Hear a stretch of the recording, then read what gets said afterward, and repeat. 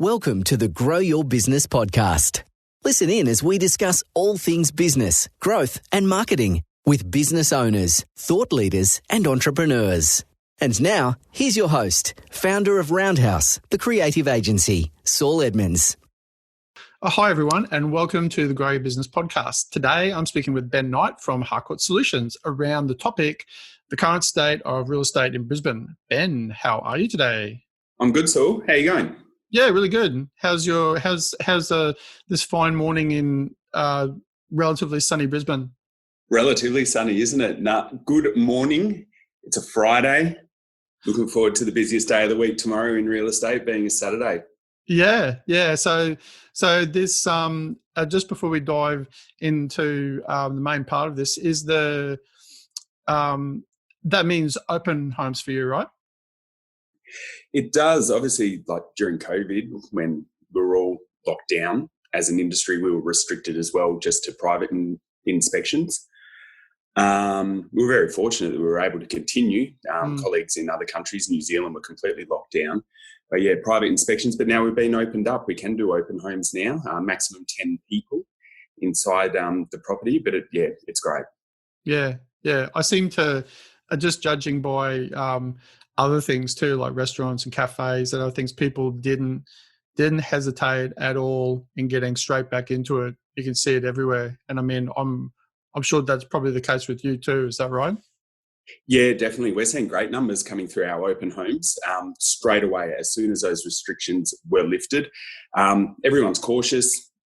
Everyone's respectful with what we need to do. There's extra details we need to collect now for contact tracing. And obviously all the hand sanitizer and all that good stuff that goes with it. Yeah. Okay. So you're Ben Knight from Harcourts Solutions. And aren't you, Ben? Yeah. Yeah. So just before we start going into the topic, just for everybody listening, could you just give everyone a little bit of an overview of who you are, what you do, and just a little short annotated history so everyone can get a picture in their heads? Yeah, sure. I work for Harcourts Solutions. We're a big group here in Brisbane. We have 5 offices. We've got Inner City, Inner West, which covers the Gap, Ashgrove kind of area, Mitchelton, Everton Park and Albany Creek. I actually grew up in a real estate family back in West Australia, right, in a town called Mandurah. It's about an hour south of Perth. Yeah. When I left school, I worked in Dad's office for a couple of years, which was great. But then I got the travel bug and went and lived in London for a couple of years. I then came back home and thought to myself, how can I travel the world for cheap? And I thought, I'll just get a job with an airline. That'll work well. And I did that. Traveled the world, worked with Qantas for 12 years. That's a good strategy. Very good. Yeah, it was great thinking. and it was good. It was fantastic. Did lots of travel with them. And then through work, came to Brisbane. I'm here in Brisbane. I love it. And then we were made redundant from Qantas. And I thought, you know what, I'll get back into real estate. Being local was important to me. I've got 2 girls now, Poppy and Piper. They're in primary school. So travelling became less important. Being local and having, flexible working hours to work around them became more important. And here I am. I sell all over Brisbane, which is another great benefit of working for Harcourts Solutions. I'm not confined to a geographic area. I'm a demographic agent working all over Brisbane. Yeah. And so how many years now have you been in the real estate game? Well, I've been with Harcourts Solutions now coming into my 5th year with them. But look, going back to growing up in a real estate family, I was a young kid going to help Dad out at open homes. Then when I got my driver's license, I put up the for sale signs with him, help him with, a bit of his direct marketing and all that sort of stuff, and started a full-time role with him for a couple of years after I left school. And my little girls do the same with me now. They've got their Harcourts name badges, and you can often see them at open homes, and they help me with the letterbox drops of flyers and all that sort of stuff. So, no, it's great. They love it too. Yeah. So what is, real estate, obviously, for like a lot of people, even when they're not buying or selling a lot of people, me included actually, and I mean, my wife and I, always quite interested then in just looking at property, just to see the state of things, probably more specifically in Brisbane and Queensland, but more specifically Brisbane. So, like as a real estate agent, in your experience that you've had so far, obviously servicing clients and helping them with what they're going to purchase and sell, how do you currently, like from that point in your window that you've had, how have you seen the real estate in Brisbane sort of change over, say, even the last like 5 years? Yeah, definitely. Even in the last 5 years, I remember 5 years ago, print advertising, as in local newspapers like the Quest, that's delivered on your driveway once a week, was still quite large, albeit quite expensive. And then around that time, Facebook advertising really started to take off as well once they put Facebook on the share market, and they need to make some revenue for their shareholders. And that's been great. Like, a lot of real estate agents now are doing that, and doing that using video as well, which, 5-6 years ago wasn't a big thing.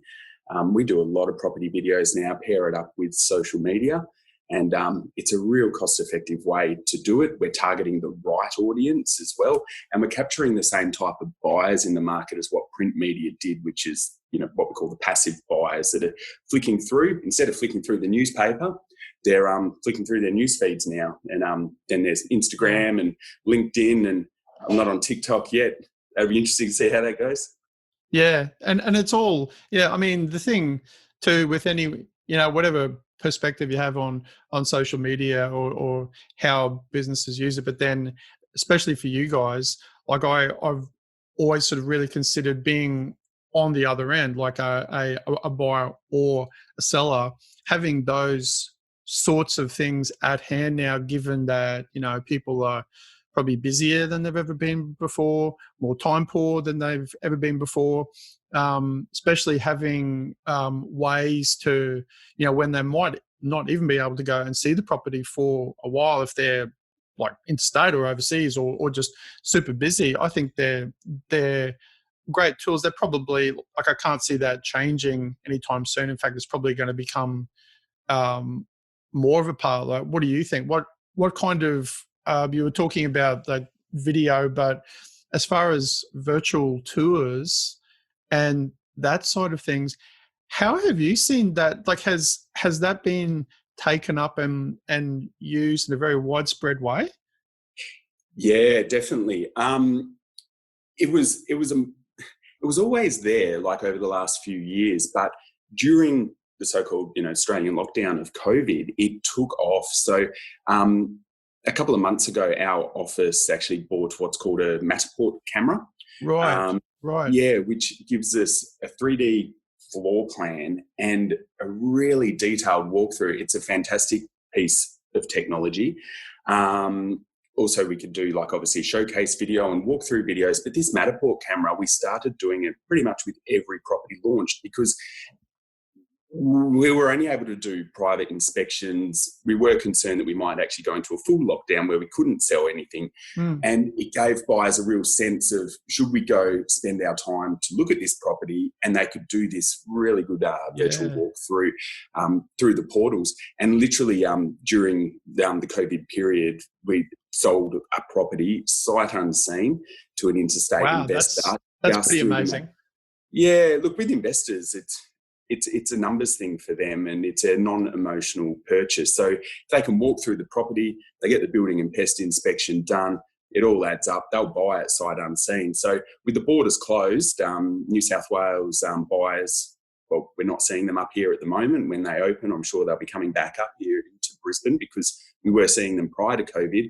But they're doing these walkthrough videos and they're making those decisions, unemotional decisions, based on the walkthrough and the floor plan and the rental yield. I think that's kind of amazing, especially considering that it's such a huge purchase.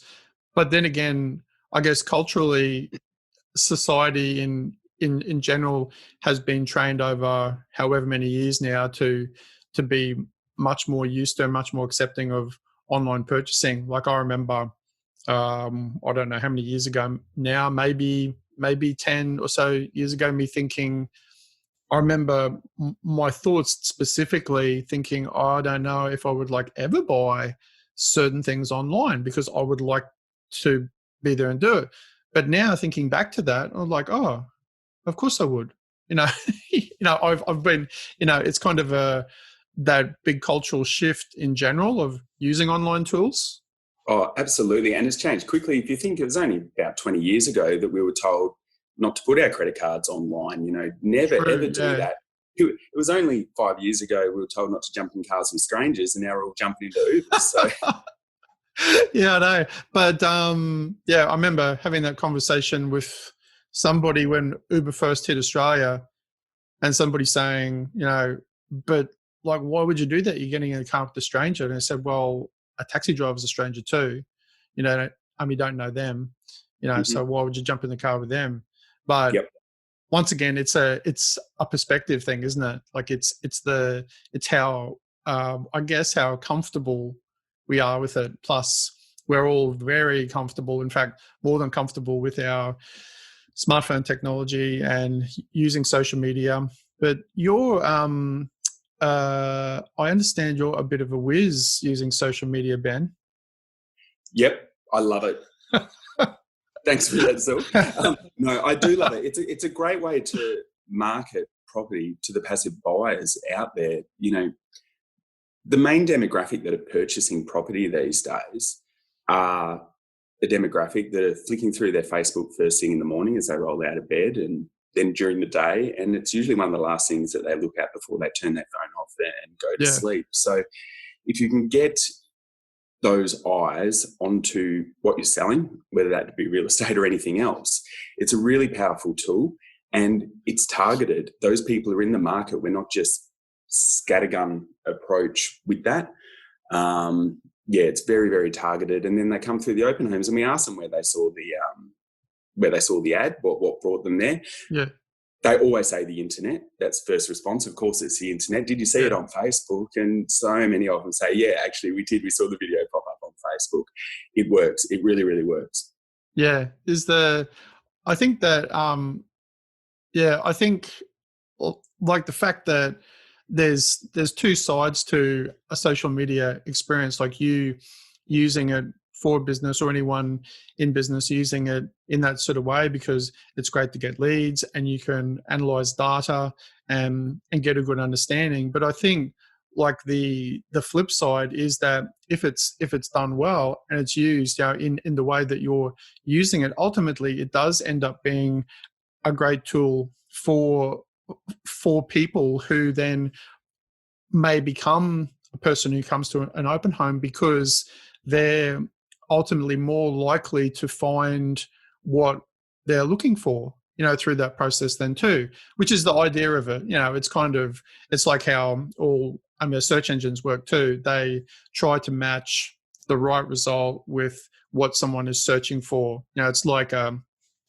virtual concierge sort of service and so if you do that the right way, then it's really it should be in the right scenario, like a win-win for both sides, which I think most of the time it is. What do you reckon?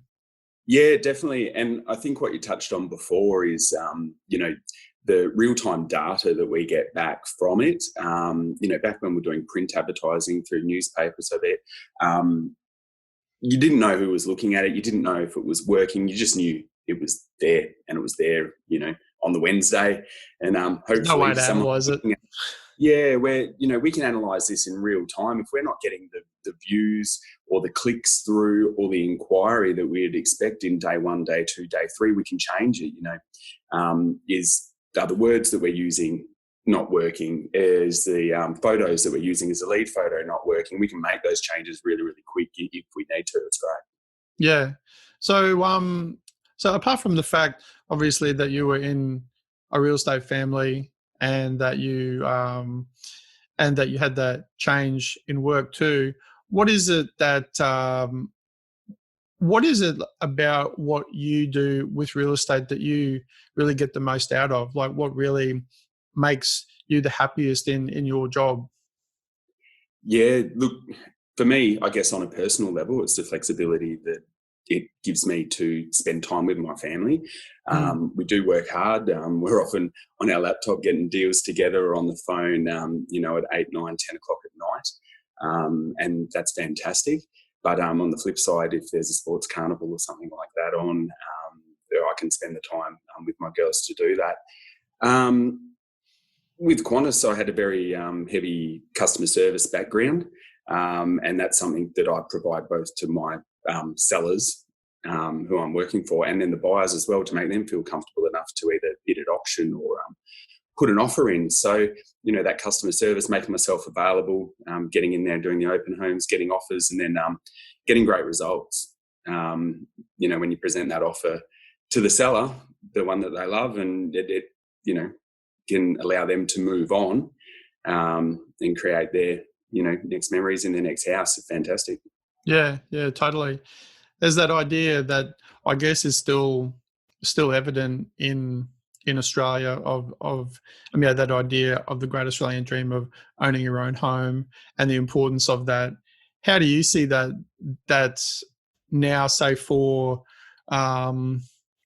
well, we won't say specifically like the younger generation, but people in general, as a person who's on the ground, who I would imagine has quite a good sense, of people's emotions, about how they're reacting to things, what they want, what makes them happy, what they don't like, and what's important. Is that in your discussions with people? Do you still find that maybe not them saying that, but is that still evident to you, that it's important to people, say specifically in Brisbane, of like that idea of owning their own home? Yeah, well, look, I guess the people that I'm meeting through my work all want to own their own home, and that's why they're talking to me, because they want to buy one. What I'm saying demographically that's changing is probably the idea of, a big 800 square metre block, 4-bedroom, 2-bathroom, all that sort of stuff in the outer suburbs. Yeah, we're seeing more of like a lifestyle change where people really would like to live close to the city. Obviously, those big 800 square metre blocks are very expensive in the city, so they're happy to sacrifice space for lifestyle, either being close to public transport, close to cafes, restaurants, bars. Townhouse living's become really popular. Do people still want to mow a lawn? Do they want to look after gardens, or are they happy to pay a body corporate fee for somebody else to do that? Do they want to clean a swimming pool, or are they happy to share one in a complex?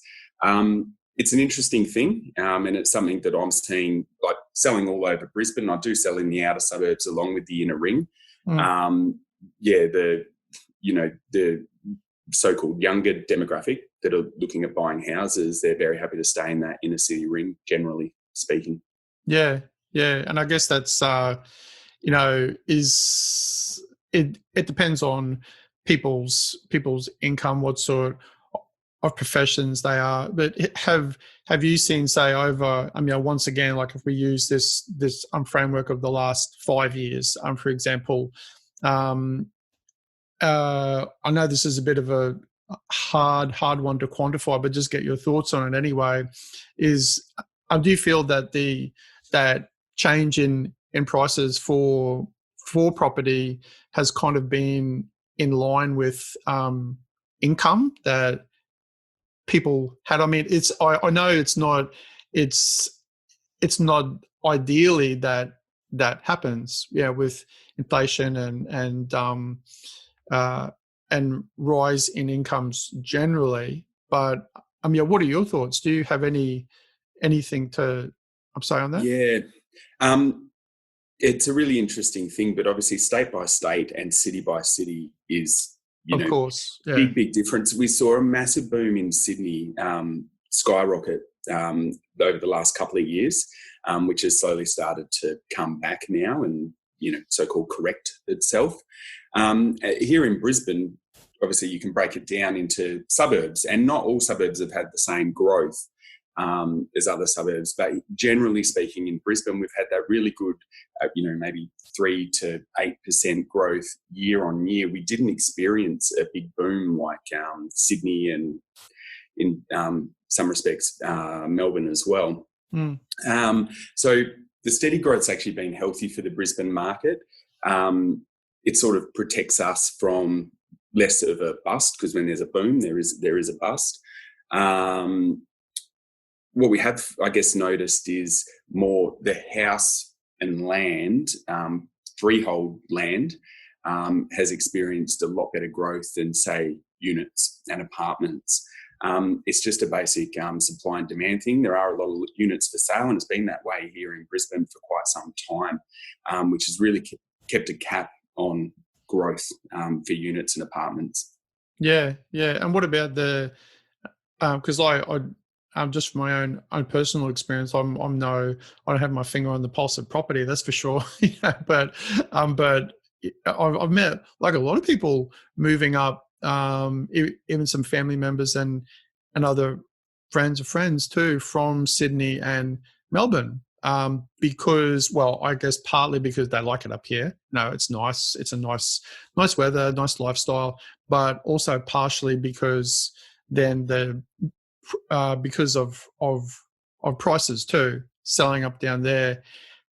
Have you seen is that has that sort of change, or that migration, let's call it, from down south, has it been an increase in that? Yeah, massively. All through last spring and summer, and even prior to that, but we were seeing southern state buyers up here every single weekend. And in fact, the last few sales prior to COVID were all to interstate buyers. Wow, is that right? That were moving up here both for work and lifestyle, and the value up here compared, I guess, to down there is a major attraction. There's lots of infrastructure work going on here in Brisbane as well. The parallel runway, cross city rail, and lots of other things that are going on and bringing lots of work here too. But it was abruptly stopped when COVID began. When they closed the borders, we obviously have not seen any southern state buyers up here looking, but we are getting inquiries. So my feeling is as soon as they ease the restrictions on the state borders, we will start seeing them coming back up here, because they're definitely inquiring. They're definitely calling me. They're wanting to talk about the Brisbane market. They just can't get up here to see it. Have you seen then any, with some of that new technology that you were talking about with the Matterport camera and having a even more comprehensive sort of experience for people online? Have you seen that, some of those people too, or even like, overseas buyers, that has become, that you've like heard feedback from people about the fact that that's been a really good experience for them? Yeah, definitely. More so with your investors, because it's not emotional. They're happy to do that. And then as long as it passes the building and pest inspection, then they're happy to go ahead with that, because it's an investment for them. For people looking to move here with their family, they may be, less familiar with the suburb, and they'd want to get a feel of the home if it's their forever home. So they do really want to step inside it, go visit the cafes and restaurants, the schools. So they would be less inclined, I guess, to make a big decision on a purchase if without stepping foot in it. So they're the people that are probably, we're going to be seeing once they open up the state borders. Yeah, driving around the area, I'm getting a feel, because I can't imagine you're spending so much money too. But yeah, you're right. If you're living there forever, you want to get a feel for the area and just see, even if you can see it on a map, seeing where your kids might be going to school, how convenient that is, and all those little things that you really can't ever get. No matter how good a virtual experience is, you can never really capture that, I guess. Yeah, exactly. Where with investors, the questions that they're asking is, how close it is to schools, how close it is to public transport, what the vacancy rates are like, what the yield is, what sort of weekly rent is expected to come in. where, the people that are looking for their forever home really want to get a feel for the suburb and see, and they really want to, have a look at the schools properly and, speak to the teachers and principals there, things like that. Yeah.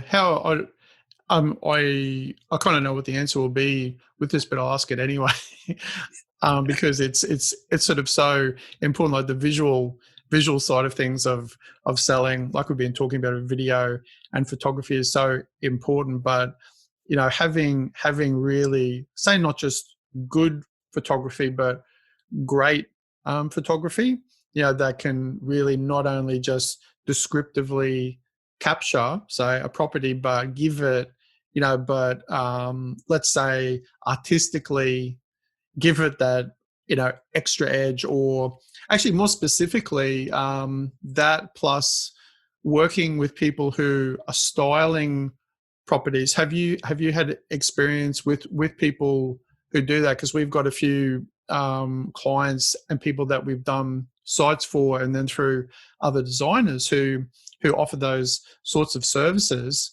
And that plus, like, in any time I've sort of seen that done really well, even when I'm not, obviously buying any property, but seeing that, it gives a really extra sort of oomph.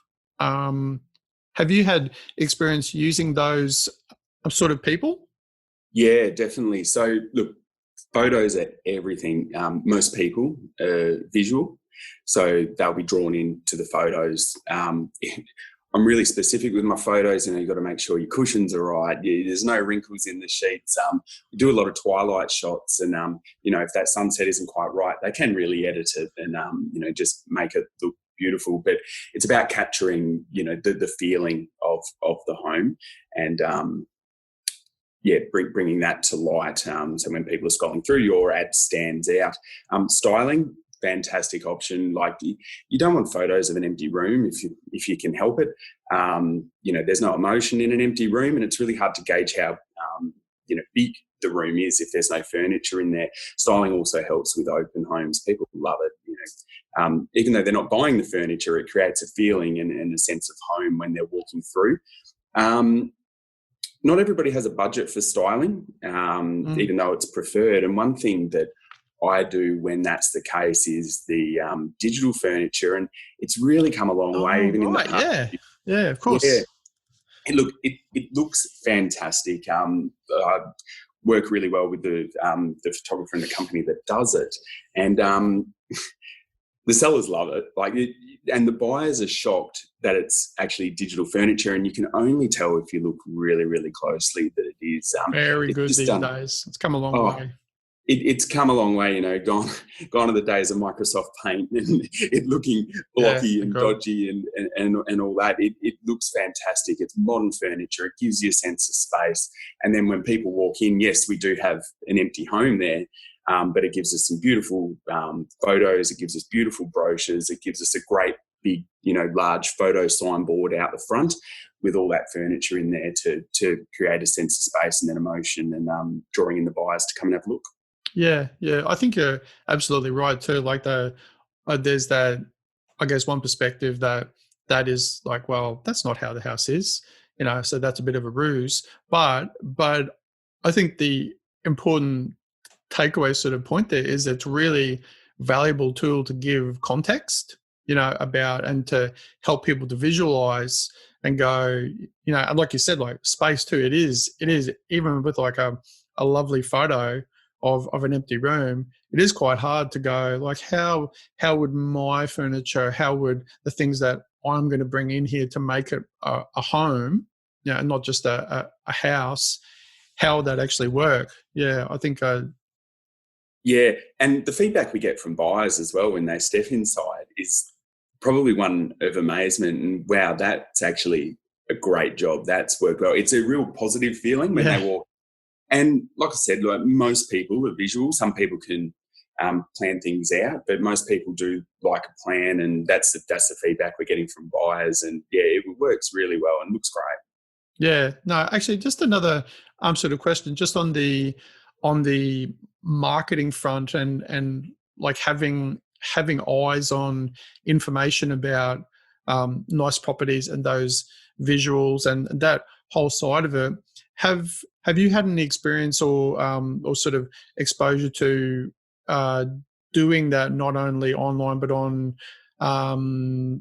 digital signboards like that with things that are what the same sort of idea, but essentially, but just the kind of explosion of slash transition over from traditional billboards over to digital signage, which is, there's still billboards around the place, but a lot of them are becoming more digital and more animated and more changing a lot more too.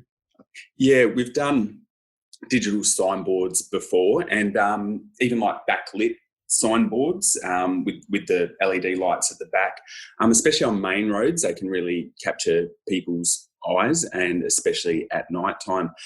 Probably the biggest transition we've seen is, from the small for sale signboards with the mobile number on it to the more larger signboards with beautiful photos on it. So when people drive past, they've got the photos there. They can see what's inside the home without stepping in, and then they can come and view the property on the weekend when it's open. That's probably been the big change I've seen. It will be interesting to see where digital signboards go. Look, lots of digital window displays in the offices. Of course, yeah. Yeah, instead of, the old-fashioned just a photo. But, yeah, that will be really interesting to see where that goes.